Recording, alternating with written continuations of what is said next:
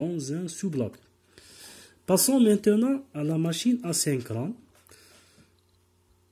La machine asynchrone est présentée sous variable d'état. Système x point est égal à ax plus b fois u. Donc, on a les deux variables d'état ISD et ISQ. Et le troisième variable, c'est le phi RD.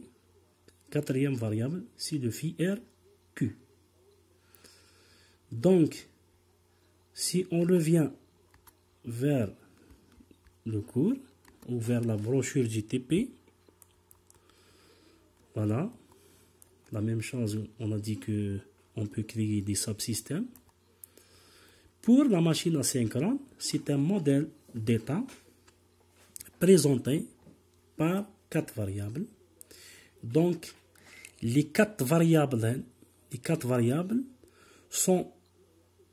ont une boucle de rétroaction.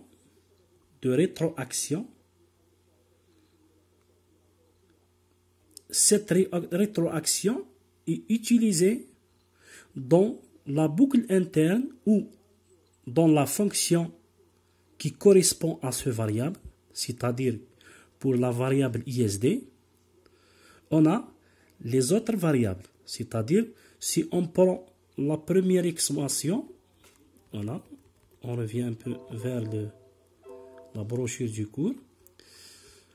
Le premier variable d'état, il comprend le vecteur d'entrée et la variable lui-même à partir d'une boucle de rétroaction, la deuxième variable, la troisième variable et la quatrième variable. Par la suite, ces coefficients sont déclarés dans le fichier .m. Les coefficients, c'est des constants. La même chose, celui-ci, pour simplifier le programme. Donc, à chaque fois,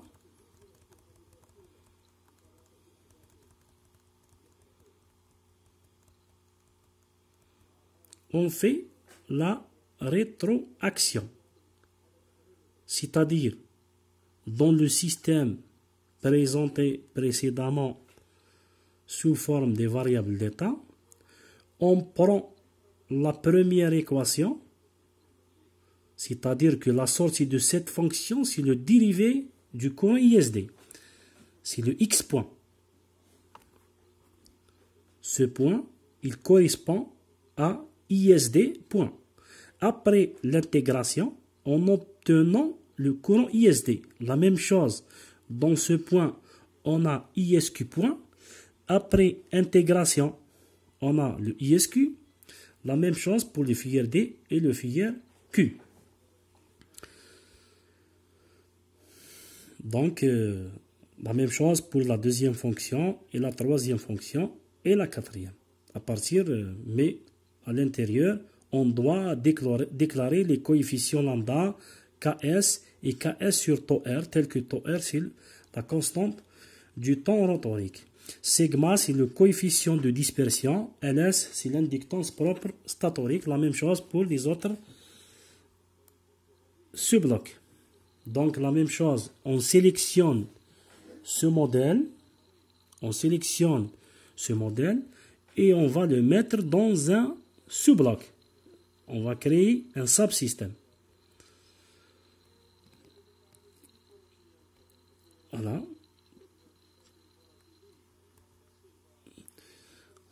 Passons maintenant à la troisième sous-bloc. C'est le bloc de l'équation mécanique. Le bloc de l'équation mécanique. Voilà. C'est le bloc de l'équation mécanique. Donc, cette équation, elle caractérise la dynamique du système. C'est-à-dire que, la troisième équation, c'est la fonction du couple. Donc, dans la machine asynchrone, on a dit que le couple est présenté sous forme d'un produit croisé entre filière D et ISQ, moins le filière Q fois ISD. Ce couple électromagnétique est un couple non linéaire. Donc, on réalise la troisième équation. La troisième équation, c'est l'équation du couple.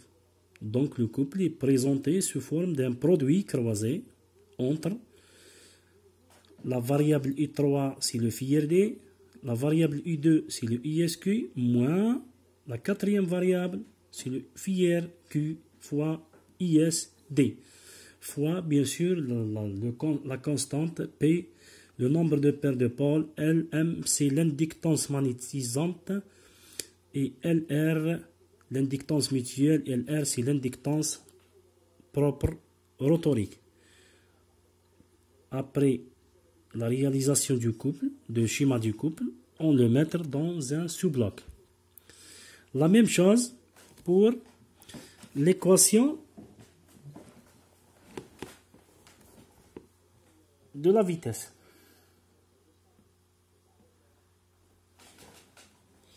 Donc l'équation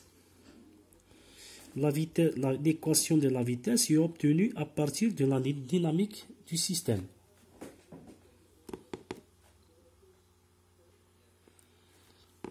Donc l'équation de la vitesse est obtenue à partir de l'équation mécanique qui comporte la différence du couple électromagnétique moins le couple résistant.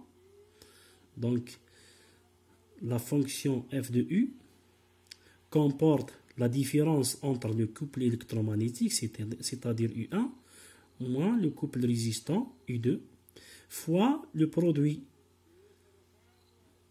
1 sur G, tel que G, c'est le moment d'inertie. Donc, dans ce point, on a la variable d'état oméga R, point. Après intégration, en obtenant la vitesse oméga R. Donc, ce bloc, par la suite, a été mis dans un sous-bloc à partir de la création d'un subsystème. La même chose pour la transformation de Park. Pour la transformation de Park, on fait le travail inverse, c'est-à-dire que en partant de la composante directe et la composante inverse, la composante homopolaire est nulle, puisque le système est équilibré. Et la quatrième variable, c'est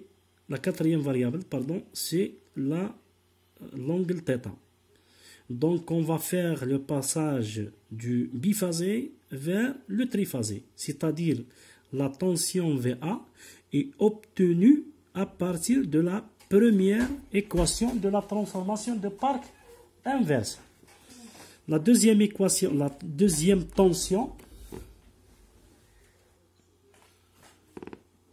donc la transformation de Park inverse est obtenue à partir de la matrice Pθ. Donc la tension VA est obtenue par la première ligne de la transformation de Park inverse. La deuxième ligne de Park inverse nous donne la tension VB. Et la troisième ligne de la matrice de Park inverse nous donne la tension VC. Pour la charge de la machine, on fait un step, c'est-à-dire un couple de charge qui varie de 0 jusqu'à 10 à l'instant 0,4. C'est le démarrage à vide. Puis à l'instant 0,4, on insère un couple de charge 10 Nm. C'est le couple nominal de la machine. Ce couple nominal est obtenu à partir de la puissance nominale divisée par la vitesse. Pour les paramètres de simulation, on sélectionne Model Configuration Parameters. Donc, à partir de cette icône, on trouve 3 paramètres à sélectionner. Donc, c'est la simulation a été faite avec une période d'échantillonnage variable. variable step. La méthode de résolution est ODE 15, donc le pas d'échantillonnage est 10 puissance moins 9, moins 5, pardon. Le temps de simulation est 2 secondes. Donc, ces paramètres sont essentiels pour faire la simulation de la machine. Donc, voilà les paramètres. Après, on va appliquer ces paramètres. Voilà. Donc, on passe maintenant à